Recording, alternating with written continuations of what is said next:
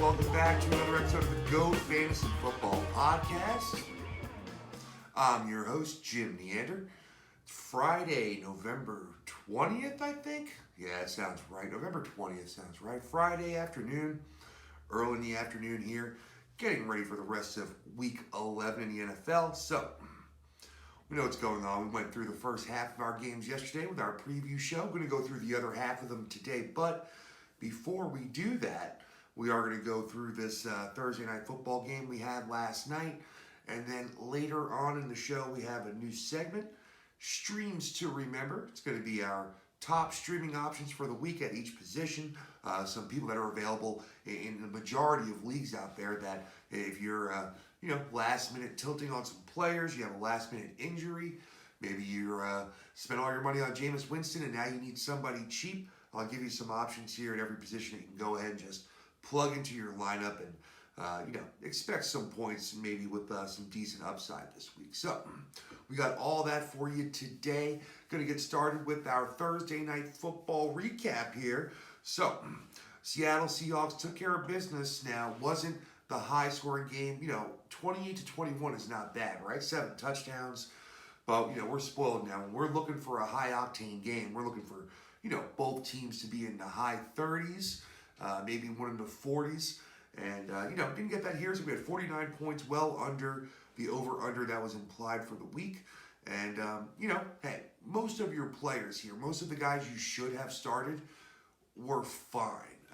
With the exception maybe of DeAndre Hopkins. So, let's break it down quick. Kyler Murray, not his best game, but it was fine. 269 through the air, 2 touchdowns, no interceptions. So, he took care of the ball. It was the rushing that you missed. He only ran the ball 5 times for 15 yards, so you didn't get that boost that you had been getting from the rushing work. But that's all right. It was still a nice game for Kyler Murray. No picks, no turnovers, 269 and 2. It's okay. It doesn't put you far behind in your league. You're just not far ahead of the 8 ball here. Kenyon Drake, hey, the points were there. You got what you needed. It didn't look great.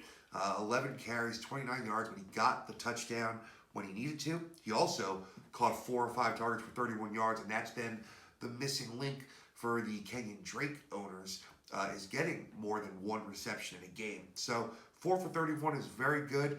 Getting most of the work, 11 carries to Chase Edmonds 2 is also, excellent news here. So Kenyon Drake owners, maybe you're going to get these last few weeks, and the way running backs are, if you get another 3 good weeks, he's going to wind up being probably a top 18 running back on the year. Even with a bad start, even with missing a game or 2, he still could be up there. So Chase Edmonds, if you wound up playing him, even knowing that Drake was going to be in, you still got what you needed because he also caught 4 balls for 36 yards and a touchdown. Added 13 yards rushing there, but the touchdown got him there. So he was barely outscored by Kenyon Drake, and they'll both wind up being probably high-end RB2s. Maybe they'll sneak into the back end of the RB1s by the end of the week, so we'll see. But they were both good, and you were happy with their performances. Going to the outside, here's where it was a struggle. Listen, DeAndre Hopkins, 8 targets, caught 5 for 51. So, 10 points in PPR, you're not, happy by any means. But, it wasn't a donut. It's not like he got 2.5 points. I mean, 10 points, you can live with it. Hopefully the rest of your team picks up the slack. Larry Fitzgerald was targeted 10 times, led the team, caught 8 balls for 62 yards. Can't imagine he was started in many leagues, and still that, 14 points. It's a very nice game for Larry Fitzgerald, but, just one of those games where it wasn't a Hopkins and Kirk game. Kirk was targeted 6 times, caught 4 balls for 50 yards. So, listen, I like Kirk going into this game. 9 PPR points. If it's not a big week for receivers, that could sneak him into, the very back end of wide receiver 3. But he'll, be a wide receiver 4 at the end of the week most likely. And again, it didn't kill your team if you played him, as your wide receiver 3 or your flex. 9 points. You're certainly not happy, but it wasn't a killer. Dan Arnold did catch, his only, he had 2 targets. He caught 1 for 4 yards and a touchdown, but he had a couple plays last week, so, maybe he's just, kind of starting to announce himself as a streaming possibility, but we're not talking about him yet. And then for Seattle, so Russ, $197 through the air, 2 touchdowns, no interceptions, but he added the 42 yards on the ground. So, very similar to Kyler's game. They were both probably right next to each other in points, and not great for either one of them, but you got your 20-ish points, whatever it is, and you're fine with that, right? 22 points, you got to be okay with that. Russ looked good, got the win. The only issue is maybe with the turnovers the last couple of weeks, maybe they were thinking, hey, we were a good team this week. We played better defense. Let's run the ball a little bit more. Limit the opportunities for mistakes. But I don't think so. I think they'll come back out firing the ball next week. Carlos Hyde, hey, I mentioned him as one of my deep sleepers on the week, which again was kind of a cheat because he was at 44, but really hadn't had time to adjust to the news that he was going to be starting. But he was a great play. 14 carries, 79 yards, 5.6 yards a clip. Looked very good. Got a touchdown on the ground. Added a couple of receptions for 16 yards. And you're very, very happy if you played Carlos Hyde, which you should have. Hey, I was on him. I said throw him in there. And he was good this week. So, Tyler Lockett, caught all 9 of his targets for 67 yards and a touchdown. This is a very Russ Wilson to Tyler Lockett kind of game, catching every single pass that's thrown his way. No long receptions here, a long of 11. So, all just possession type catches, and Lockett owners were very happy. Now, DK Metcalf owners got the touchdown, but, it was a little bit troublesome here. He caught 3 balls for 46 yards and a touchdown, only targeted 5 times, but, at the end of the day, it was a good game for fantasy. It was below projections, but he didn't kill you, and the fact is, the way he had played against Arizona in the last game, and then the way, the Rams held him down, this was a decent game. He had one really long catch called back to a holding penalty, and his game would have been a lot different. That would have been 5 or 6 more points, and he would have been, a 20-point kind of a guy. So, yeah, we'd be looking at his game a lot different had that one catch gone his way. Not too much else going on here. They didn't throw the ball all that much. Only 28 attempts for Russell Wilson here. Greg Olsen, unfortunately, was injured, in the game. He hasn't been good for fantasy, but we'll bring it up because it just sucks that he was injured. And that's it. David Moore. If you played David Moore thinking that Lockett was going to be a decoy, that didn't work out for you. He caught 2 balls for 5 yards. And I mentioned that he could be sneaky if Lockett was out, but he wasn't out. So, I wouldn't have played Moore, and that should have been the plan. And then, Freddie Swain, the rookie, I thought that could be a really outside chance at having a game if Lockett was out, but Lockett wasn't out. So, good Thursday night football game, very entertaining football for the football fan, right? Maybe it wasn't, 70 points put up on the board, but, I enjoyed that game, had a lot of fun. I got what I needed out of my fantasy players. I played Hyde, I played Drake, I had Lockett. It was an all right head start for me. So, all right, let's jump into the rest of Thursday's action. We'll knock these games out, and then we'll get to your streamers here before the weekend starts, baby. All right, we're going to go up to, or down to Houston, where the Texans are going to host the New England Patriots. We've got an over-under of 48.5 in this game. New England giving 2 points. So, talk about who we're playing here. Cam Newton is a dangerous start any given week. Of course, the rushing touchdowns not only can be there, but at this point, probably you'll get one. And I understand that, but I'm still going to hold off on Cam Newton. There are other, quarterbacks I think have an opportunity for a much higher ceiling than I can imagine Cam Newton having, even though Houston hasn't been great, by any means on defense. I still just don't love this game for Cam Newton. He's an okay play, but not a recommended one. Now, I do want to highlight Damian Harris. I know he's questionable right now, but I think he's going to be, fine going into this game. He just had his 3rd 100-yard game on the season, 3rd straight game with 70 or more, rushing yards. Definitely better value in a standard league or a half PPR than a full point PPR. He has not had almost any targets, at all. That's, Burkhead and a little bit of James White, but not Damian Harris. Now, still, there's just not that many guys getting this kind of work and that effective out there as a running back. So, I think you play Damian Harris, you expect the 75-plus yards rushing, and you're hoping he gets into the end zone here, I'm going to go ahead and bet that he does. I like Damian Harris. The rest of the Patriots, I'm probably going to hold off on for the most part. Burkhead, I know he's getting more involved in the passing game, but I'm not ready to start him. I just think that's an outside chance. You're touchdown dependent there. I want to look for more touches. Jacoby Myers can be played. I mean, obviously he is at this point Cam Newton's favorite target, for what that's worth. I just think it's going to be a low volume game for the Patriots. Don't think they're going to throw the ball all that much, so the ceiling is limited. I'm perfectly fine with Jacoby Myers' floor, but I think you're looking for bigger upside out of your wide receiver 3. And then, I'm sitting on everybody else. I'm not playing N'Keal Harry, any of the tight ends. There's nobody else I'm interested in on this Patriots team. So we're going to jump over to the Texans here, where Deshaun Watson, it's a quasi-tough matchup, but he's at home. You get the rushing baseline. It's hard to imagine you're going to think about not playing Deshaun Watson, although I don't, love his prospects for this week. I think he'll have a very tough time being a top 6 quarterback, but he more than likely will be a quarterback 1. I do want to give a little bit of confidence for Duke Johnson. New England's giving up 129 yards per game on the ground, and he's going to be pretty much the only show in town. Not expecting some monster game for him, but if you can get the receptions back, which quite honestly should be there. I mean, just a few. I'm not looking for a bunch, but 4 receptions maybe. I think that he'll be a solid running back 2 with limited upside. He doesn't have the juice to really be a top 10 running back, but I think he can be a top 20 running back on this week. So I'm going to feel confident about playing Duke Johnson this week.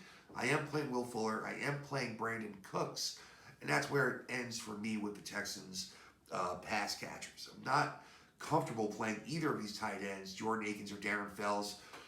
They're basically just touchdown dependent with almost no chance at volume. And the dependency on that touchdown is not only will a tight end get a touchdown, it's just which one will get it. So can't do that. And Randall Cobb is still a low ceiling flex play that I would rather fade, and pick somebody else. All right, let's move to another game here with a low over-under. This one's probably the lowest over-under on the week, it looks like. The Miami Dolphins traveling to Denver to take on the Broncos, getting mile high there. And Tua Tagovailoa is not really on my streaming list here. He's looked good. He's entertaining. And I've been enjoying watching his first couple of weeks as an NFL fan. But as a fantasy manager, I am certainly still going to hold off till he can, show some kind of, some quantity, right? I need to see some volume here. He's not as quick as I thought with his legs. Maybe that's still, the hit, maybe not all the way. I don't know. Maybe that's just, he's not as fast as some of these faster quarterbacks. But, I thought he was going to look a little quicker when he took off with the ball than he does. So, yeah.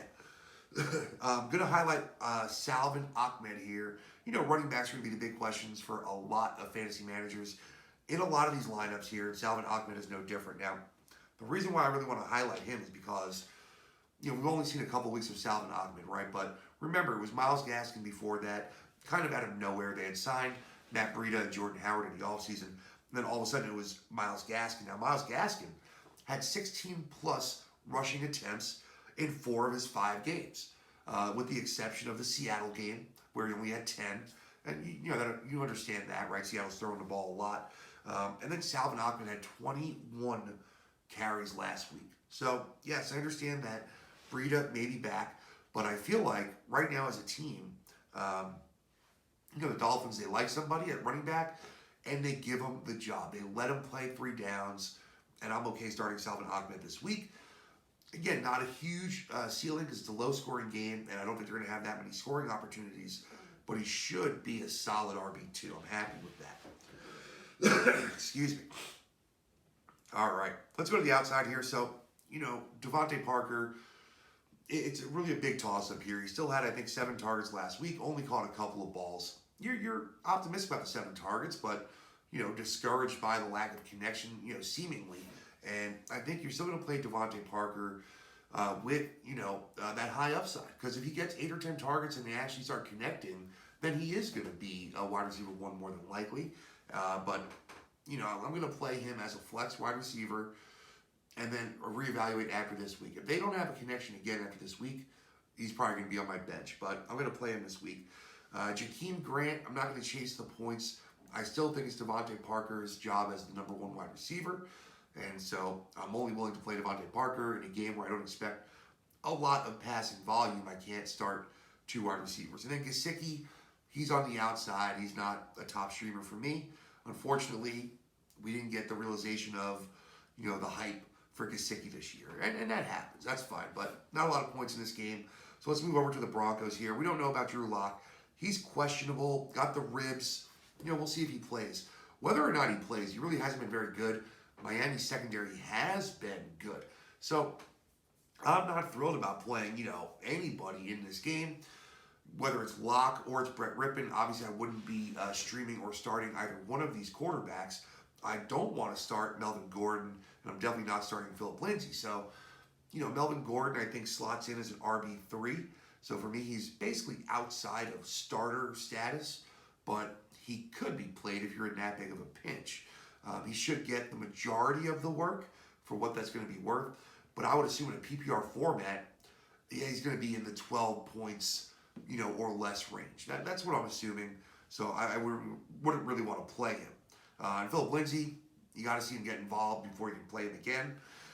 Let's go to the outside here. The receivers have been pretty good, right? So I'm still willing to play Jared Jeudy as long as he's healthy. I'd like to see him put in a full practice today on Friday before I feel good about playing him. But assuming he plays, whether or not it's Locke or Rippon, I do think he's kind of locked in as the wide receiver 1 and will get just enough opportunities to return wide receiver 3 value.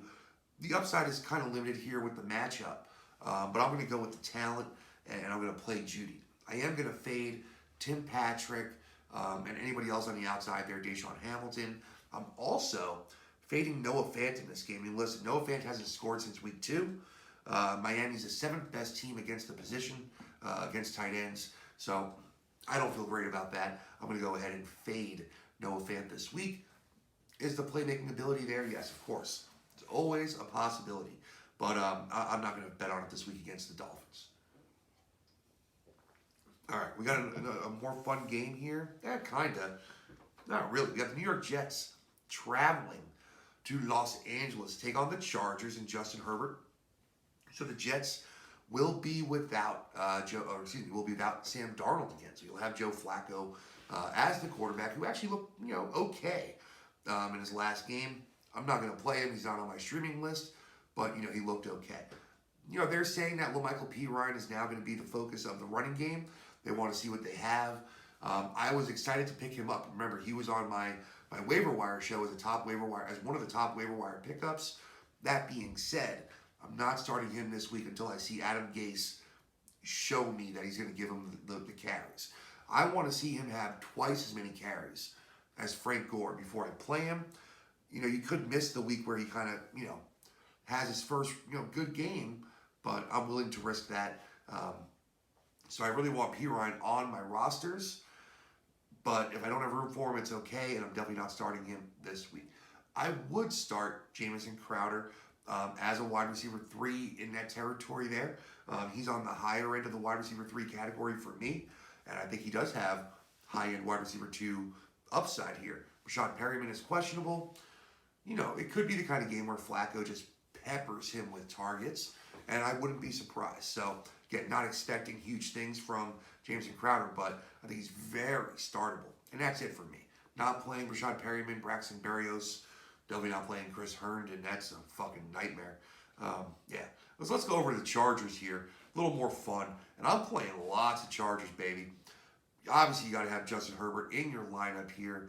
I'm playing this is like the saga, the fucking GOAT saga weekly. I got Aaron Rodgers and Justin Herbert. And it's been tough every week, honestly, picking who to play. I haven't had an easy time of it. I played Herbert the last couple of weeks and, was outscored by Rodgers both weeks. One of those weeks, it did cost me the game. But I am going to go with Herbert here in this matchup against the Jets. I do like Kalen Ballage. As long as Eckler's out, Ballage is the man, it looks like. Tremaine Pope didn't have any touches last week. Justin Jackson went to IR. Josh Kelly is not being given opportunities, and I'm okay with that. So, yeah, I like playing Kalen Ballage this week, and I expect high-end running back 2 numbers out of him. So, yeah, And on the outside, of course, you're playing Keenan Allen. Volume is crazy with Keenan Allen right now. And yeah, I'm playing Mike Williams. I think they're going to take a few shots down the field, and I think they're going to have a chance of hitting one. I'm going to, call a 50-plus yard touchdown for Mike Williams this week. I think this is the week it happens. So, I'm going to roll with that. Outside of that, Hunter Henry is, I think, a tight end that needs to be in your lineup. This offense is good. I know the over-under is only 46.5, but I think, the Chargers are giving 9.5 points. They're still expecting the Chargers to score points. It's just the Jets that probably won't score points. They're 0-9. Brutal. And, the Chargers are 2-7. They've played so much better than that. So let's hope the Chargers get a nice, convincing win in this game at home against the lowly Jets. All right, let's get some more fun games here. A little bit better now. We've got the Colts hosting the Packers. Love this game. This might be the game of the week, honestly. Green Bay 7-2, Indy 6-3. We've got two really good defenses here, man. Indy's defense is really no joke. They're, God, what are they? Second in passing yards allowed per game, and they're fourth in points per game allowed. And they're really not bad in any metrics, quite frankly. Indy is not one of those teams where it's like, oh, well, you can't throw on them, but you can run all over them. Nah. They're just solid all the way around. They don't get the most pressure on the quarterback, but they're middle of the pack in sacks as well. They're not bad. They're just not nearly as high in that metric as they are in basically every other one. So, Aaron Rodgers, I am fading him a little bit in my rankings, but he is a QB1. So, yeah, I said I'm playing Herbert over him, but I have Herbert as like my QB4 this week, and Aaron Rodgers is like my QB9. It's only a difference of about 6 points, but that could be the difference of your game. And this is just a tough matchup here. It just is. I think they'll be successful. I think they'll score, 3 touchdowns probably on offense, and maybe one goes to Aaron Jones. So, yeah, Aaron Rodgers could be 250 to 275 and 2 touchdowns. Sure. And that's why he's a quarterback 1 for me. So it's okay. I'm just saying I'm not expecting a monster game from Aaron Rodgers in this matchup, and that affects some of my other start-sit recommendations for this game. Aaron Rodgers, definitely in your lineup. Listen, Jamal Williams, had a nice game last week, a decent amount of opportunities, but he can't be in your lineup. There's too many other running backs I think that'll get more work that are available that we'll talk about at the end of the episode. Let's go to the outside here. Davante Adams is the only pass catcher I'm willing to start in Green Bay. I know they're probably going to get Lazard back this week, and I know that Marcus Valdes-Scantling has been playing excellent the last couple of weeks. I get all that stuff, right? But I'm assuming somewhat low volume, not a huge amount of success, just a moderate amount of success for Aaron Rodgers. And because of that, I think a lot of that will go to Davante Adams. He's proven that when he's in a tough spot, he has no problem making Adams the clear focal point of the offense. And I think without a big play for MVS or without a lot of volume for Lazard, they're not going to be good to play. So I know a lot of people are high on both those guys. I'm going to recommend sitting both Allen Lazard and Marcus Valdes-Scantling, both outside my top 36. Robert Tonyan, I'm going to sit him as well. He's got as good of opportunity as any other tight end to score with Aaron Rodgers as his quarterback, but he's been less and less involved basically, every week for the last 4 or 5 weeks. And so time to just cut him off, I think, and find one of these other tight ends. Let's go over to Indy. Phillip Rivers is on my list for streamers, and it's a tough one here because he hasn't been great by any means. He's been okay to good to very good varying. And in this game, it's all about, for me, Green Bay's offense. If Green Bay can come out on the road and score a couple times in that first half, then maybe you keep Phillip Rivers throwing the ball more than he wants to. I think Indianapolis and Frank Reich want to play a very slow game. Their running game hasn't been good enough to really allow that much this year. But I think they're going to really focus on trying to get that run game going early and limit the amount of possession time for Green Bay. So with that being said, I'm still not playing any of the Indianapolis running backs. The obvious one that, that people think is obvious as a playable player is Nyheim Hines. But we've also seen him disappear. So the trust isn't there. We know the possibilities there. The high-end potential is there because of the receiving work and the touchdowns. He can be an RB1. I'm going to go ahead and fade all Indianapolis running backs this week. But if you were making me rank them and pick one, it would be Hines, Taylor, and Wilkins, with Hines just barely at the very back end of that running back 3, in the high 30s. And so for me, I have a lot of wide receivers that should be flexed over a running back that low. On the outside here, I got to stress Michael Pittman. He's on every one of my lists this week. I don't know why he is, available everywhere, but I think you play Michael Pittman this week. He's had 15 targets in the last 2 weeks and looked really good doing it. At the same time, we've seen, T.Y. Hilton continue to fade and fade and fade. Marcus Johnson is getting some deep throws every week, but the connection really hasn't been very good.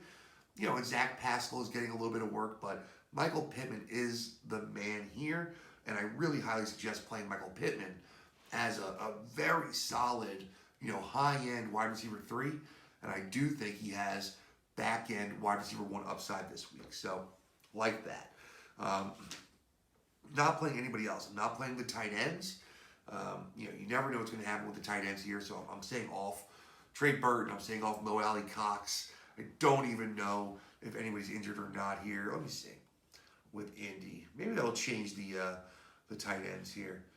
Doyle questionable. Practice fully on Thursday, and then Mo Alley Cox was limited. So nope, not playing any of the Colts tight ends. All right. Let's get it going here. Dallas Cowboys traveling to Minnesota. Another under 50 point over-under. 48 here, I'm telling you.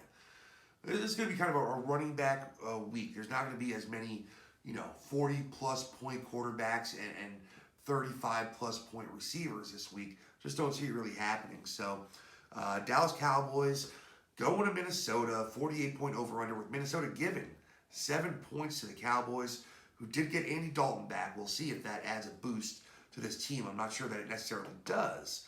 But, it could. We'll see. Right? We'll see. Let's talk about these Cowboys here. Not playing Andy Dalton at all. Not happening. I expect low volume, passing volume for both teams in this game. So, I'm not looking forward to it. Now, Zeke, of course he's in your lineup, but I'm sweating it. I don't want to play Zeke. I see a guy with a tight hamstring, a young stud, and Tony Pollard right behind him. A team that's technically in playoff contention, but is playing just awful football.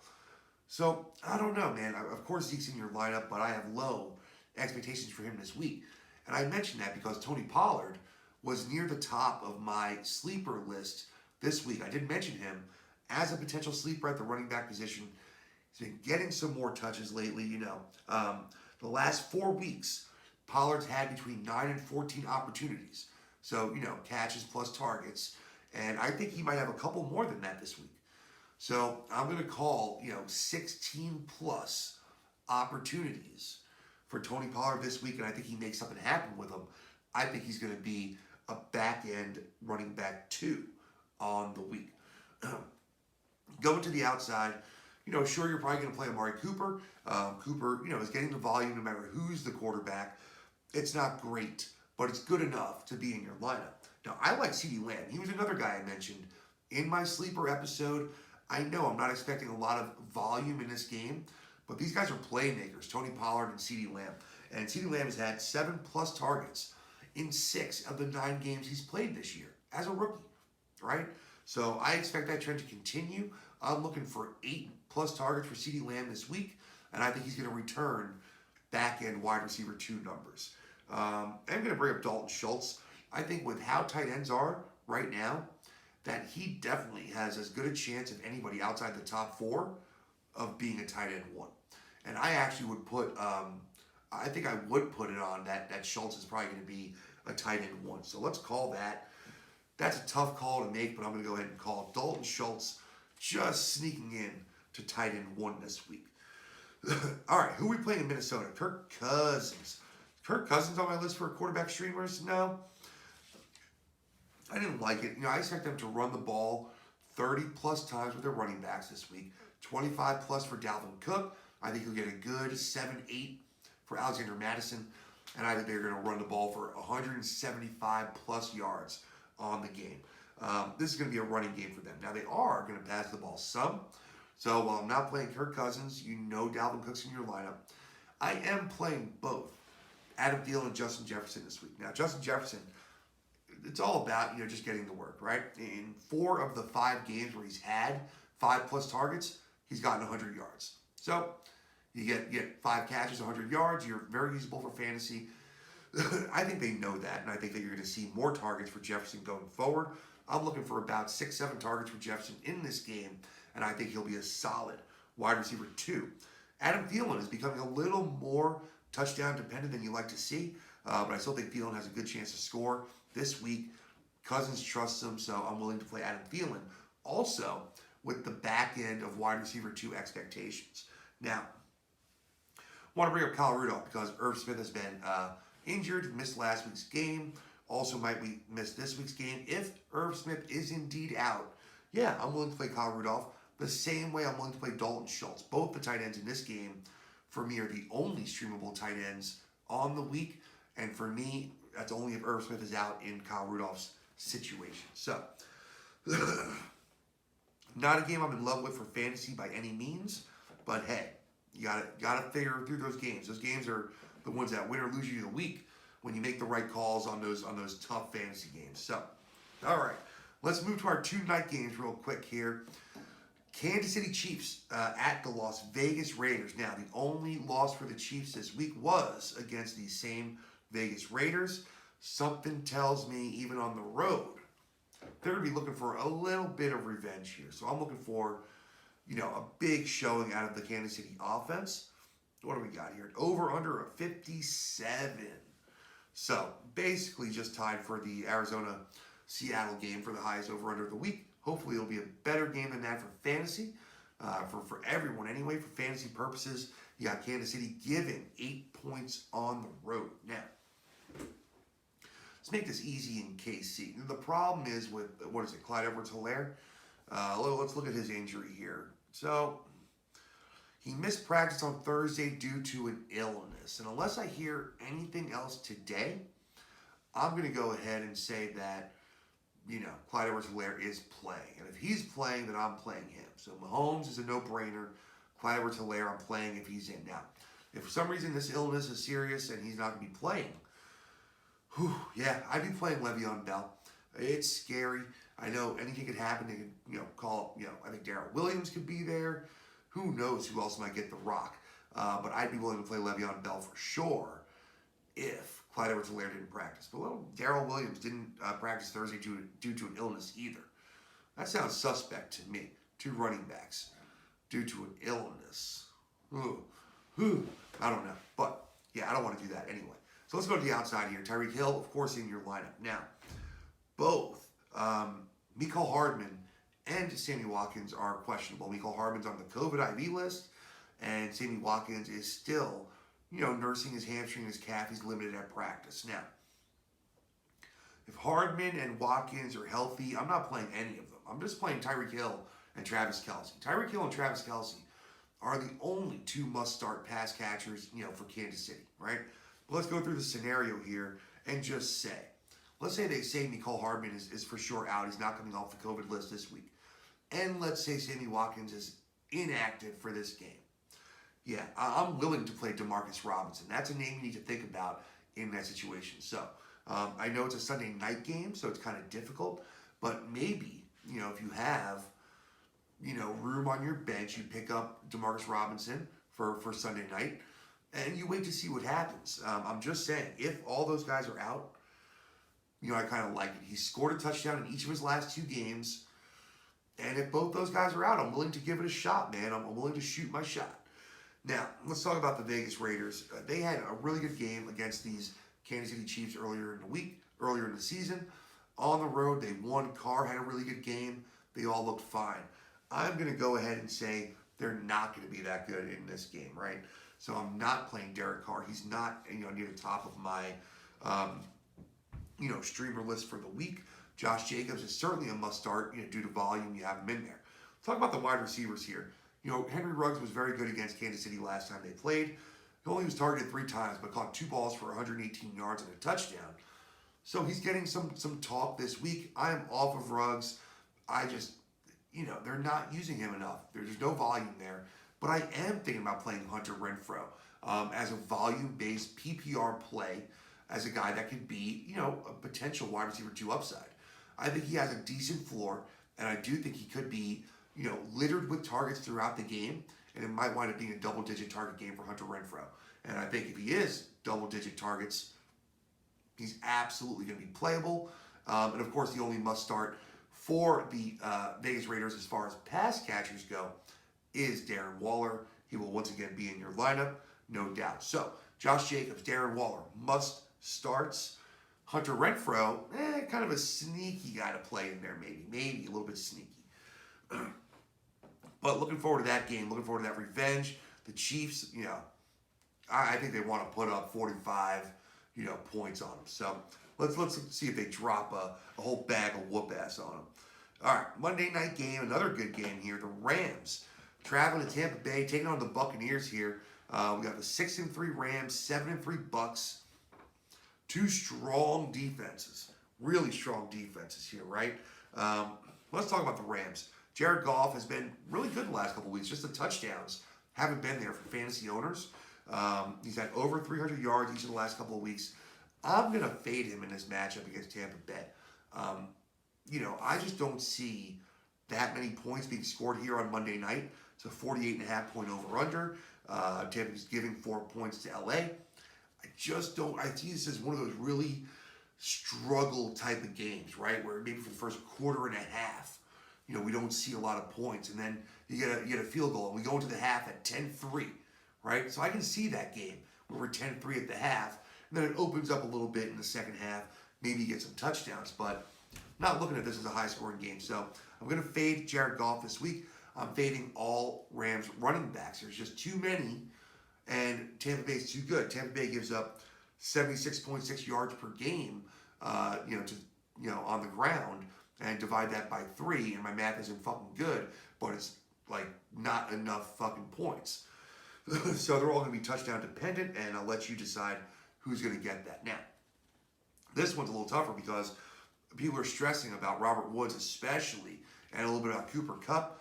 I'm going to go ahead and play both these guys. Listen, I think if the Rams are going to win this game, they're going to have to get creative in how they get Kupp and Woods the ball.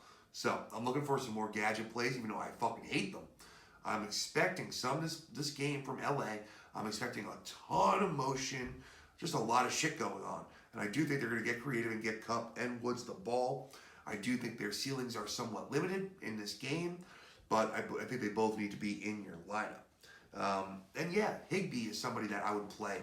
He's owned too much to be a streamer. I don't love the play, but he seems to be getting more involved lately, and I like that. I like him over Everett for sure. Let's talk about these Buccaneers here before we get into our streamers for the week. So with the Bucs, tough matchup here. Tom Brady just outside my top 12. Definitely not a must start. It's a tough matchup. I don't love it here. I know he's got all his weapons, and it's prime time. I think he'll be fine. But with how quarterbacks are playing and with some of the matchups this week, I just think he's going to fall outside that top 12. So don't love it with Brady, but I understand if you're going to play him. Ronald Jones, on the back of that huge game last week, he's going to be popular this week. I'm a little bit down on Ronald Jones. It's tough, again, a tough matchup for running backs in this game all around. And you still have Fournette there. I'm just not chasing the dragon from last week, right? He's still a high-end RB3 in my rankings right now. I think he's around RB29. So he's playable for sure. But in that flex spot, RB3 flex spot, I think there are wide receivers that you absolutely can play above Ronald Jones. So for me, he's an okay start, but not a must start. Don't love him in this matchup here. Fournette, I'm not playing Fournette in full PPR. I might give it a thought as an outside chance, but I still think I'm going to go ahead and hold off on Fournette. Talk about these receivers. I know it doesn't sound crazy because you get it with LA Rams with their secondary and Jalen Ramsey, but I'm sitting Mike Evans this week, and that's for this game. That's my bold prediction. I am sitting Mike Evans. I think Godwin and Antonio Brown will offer plenty of opportunities for Tom Brady, along with Rob Gronkowski. I don't think they're going to need Mike Evans. So if he is kind of shadowed and shut down, I think they're going to be just okay with that. Run him out there, keep him on the sideline and just, open it up for everybody else in the middle. I think I see it going that way a little bit. Can you see my hole? I don't know. I think I see it going that way a little bit. So I'm going to go ahead and sit Mike Evans, man. I'm playing Antonio Brown as a wide receiver 3, and I'm playing Chris Godwin as a high-end wide receiver 2. Gronkowski is definitely in my top 12 tight ends. He's around tight end 8. Wasn't super involved last week, but still had a big play plus a touchdown, so a couple of big plays. And, fucking tight ends this year. I mean, that's really not the worst thing you can get from your tight end is some decent work, right? So, I think you're playing Gronk this week for sure. All right, so that's going to do it for our matchup previews, starts and sits for every game, every week, Thursday and Friday. Catch up with the GOAT. Now, brand new segment for the week. I'm going to see if this might be an every Friday kind of thing instead of starts of the week, because I do that with, basically every game I give you my starters, right? So we're going to go ahead to streamers, and we're going to call this segment Streams to Remember. All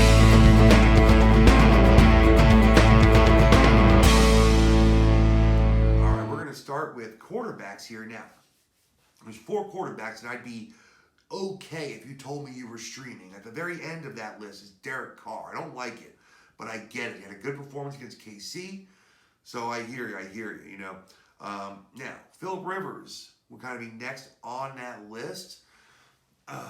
This one's tough because he hasn't been great, but he hasn't been bad, and I do think that if Green Bay can score, they'll throw the ball a little bit. I don't know if that's the way it's going to go. I'd be okay streaming Phillip Rivers. P.J. Walker. This one's going to seem a little bit crazy now. Listen, Detroit, their offense is super banged up. P.J. Walker's probably going to get this 1 week, right? 1 week to show that he can do a little something. They're out of playoff contention, and I think he's going to let the ball fucking fly a little bit this week. Is it dangerous? Fuck yeah. But, if you had grabbed Jameis Winston and that was your guy, and you want to take a swing, listen, I think P.J. Walker could shock people this week. They are going to take some shots down the field. Detroit is not very good. Just saying, man. I just got a feeling. But my number 1 streamer for quarterbacks is Alex Smith. He was my number 1 sleeper for quarterbacks last week and this week. I like Alex Smith. 390 yards this last week. Didn't have the touchdowns, but I'm telling you, against Cincinnati at home, I like this matchup for another 300-yard game for Alex Smith. Hopefully 2 touchdowns. And that is, all you can ask for out of a streamer and more. So, number 1 streamer for quarterbacks, Alex Smith. Let's go over to some running backs that you can just go ahead and pick up and play. On the outside of this list for me, listen, when I say you can go ahead and pick up and play, that means all of these guys are available in more than 50% of leagues. And I'm going by Yahoo. So that means that more than half of you should be able to go out into your leagues and just grab these guys and play this week. I'm not trying to give you guys that are 70% owned and then you go look for them and you're like, fuck, none of these guys are fucking available. These guys should be available, all right? So let's talk about, by the way, Alex Smith was 8% owned in fantasy football on Yahoo. All right, running backs here. Let's talk about my outside running back here is going to be Rex Burkhead. Now, he's 44% owned at Houston, good matchup. He's been getting the work in the passing game, but I don't like it here. I think Damian Harris is going to run the ball a bunch. And I'm just not willing to assume he can get a receiving touchdown, right? I'm more likely to expect Cam Newton to get a rushing touchdown than I am to expect Rex Burkhead to get a receiving touchdown, for sure. But he's on the outside there. He's getting some work. If you told me you're playing Rex Burkhead, I'd be pretty cool with it. Number 3 is going to be LaMichael Pirine. I've been mentioning LaMichael Pirine. The Jets came out and said they're going to try to get him more work, get him more involved. They want to see what they have. And I agree with that mindset. I just don't at all trust Adam Gase. So, while I don't know that I believe it's going to be this week, it very well could be this week. And if it is, it's not the worst matchup at the Chargers, not the best, not the worst. And, if they're going to give him 15-plus carries and a few targets, then he's a running back you should have probably in your lineup or could have in your lineup anyway. So I like him there. Number 2, Tony Pollard, 19% owned. You've heard me bring him up. I think Pollard is going to have 15-plus opportunities this week. He's been between 9 and 14 opportunities for the last, I think, 4 or 5 weeks, I said? So, even if you told me he's getting 13 opportunities this week, I think he's got a chance to make something happen against Minnesota, but I think he's going to have a few more opportunities, and I'd be okay throwing Pollard in my lineup in any formats. And my favorite running back streamer of the week, Adrian Peterson. That's craziness. We thought we were over this, but late week concussion for DeAndre Swift. He's in the protocol. It's already Friday. I just don't see him getting cleared for Sunday. If Swift is cleared, great. I'm playing Swift. I'm not playing AP. If Swift is out, which I assume he is, then yeah, I'm playing AP. He's going to have 15 plus carries. Again, just like I said about Tony Pollard, you have 15 plus opportunities at least for Adrian Peterson, and I'm willing to play him in that case. Let's go to wide receivers quickly here. Now, my number 3, I know I said I was fading him overall. My number 3 is Allen Lazard because, even though I don't love all the hype he's getting coming back from the injury this first week possibly, and I don't love the matchup, you can't deny that he was putting up numbers when he was healthy. So the opportunities there, the upside's there. For me, it's a very boomer bust play. But if you're going for high upside and you want to stream Allen Lazard, I can't blame you for that. Number 2 for me is Hunter Renfrow, Vegas Raiders taking on the Chiefs. As I mentioned, I think the Chiefs are looking for a little bit of revenge. And while Ruggs may get some looks down the field, if they're going to keep in this game, they got to get some drives going. And for me, that's Hunter Renfrow territory. I'm looking for quite a number of targets here. Maybe not the most efficient game. Maybe not a lot of air yards. But if you're telling me he's going to catch the ball 8 times for 65 yards, and there's an opportunity that maybe he scores a touchdown, I'm going to go ahead and get that guy a chance if I'm desperate. Again, I'm not playing these guys in any of my leagues. These are, my teams are pretty fucking solid. But if you're desperate or you're tilting on somebody, these guys you could have in your lineup here. All right. And my number 1 streaming wide receiver, you're probably tired of hearing about him, Michael Pittman, Indianapolis Colts. They are playing against Green Bay. Not the best matchup, but he's got 15 targets in the last 2 weeks. I think he looks great. I know Phillip Rivers, once he likes somebody, boom, he doesn't mind peppering the shit out of him. So, yeah, I'm going with Michael Pittman as my number 1 streaming wide receiver. And unlike most of these other guys, I'd be very happy to have Michael Pittman in my lineup this week as my wide receiver 3 or my flex. And tight ends, I mentioned it earlier. For me, there's only 2 tight ends that are owned in under 50% of the leagues that I'd even think about playing this week, and they're both in the same game. That's Dalton Schultz and it's Kyle Rudolph. In Kyle Rudolph's case, it's only and only if Irv Smith is officially out of the game, I'd think about playing him. And Dalton Schultz, again, it's just because tight end's so bad, right? Any one of these guys can be a top 12 tight end. They could be tight end 18 or 24.